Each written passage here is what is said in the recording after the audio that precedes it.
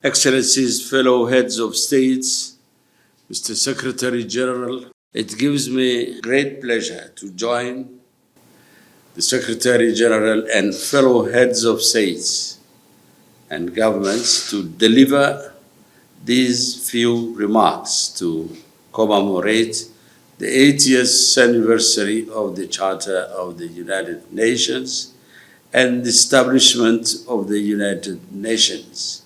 Only a handful of African countries were involved in the drafting of the United Nations Charter, but Africa embraced the United Nations as a global common, effectively using the platform to advocate for the decolonization of other African countries that remained under the yoke of colonial rule.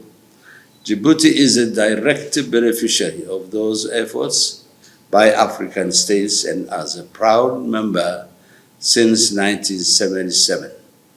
Djibouti has actively participated in United Nations initiatives striving to promote regional stability, human rights, and environmental sustainability today, decades later, and because of the many transformations that the world has undergone, not all positive, but the United Nations Charter has continued to govern our world, and the United Nations has been a critical linchpin in our efforts to address peace and security, climate change, poverty, as well as emerging threats.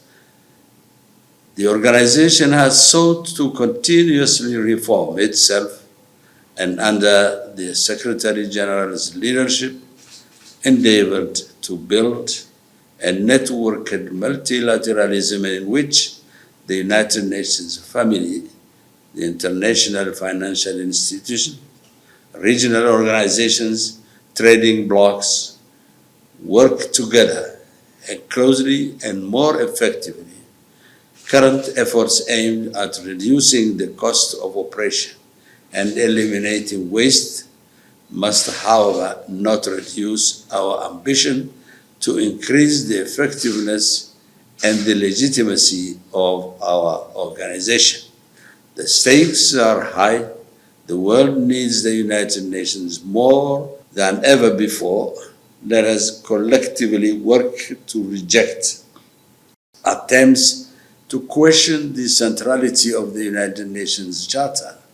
Let us strive to build an organization that serves the interests of all member states, large and small.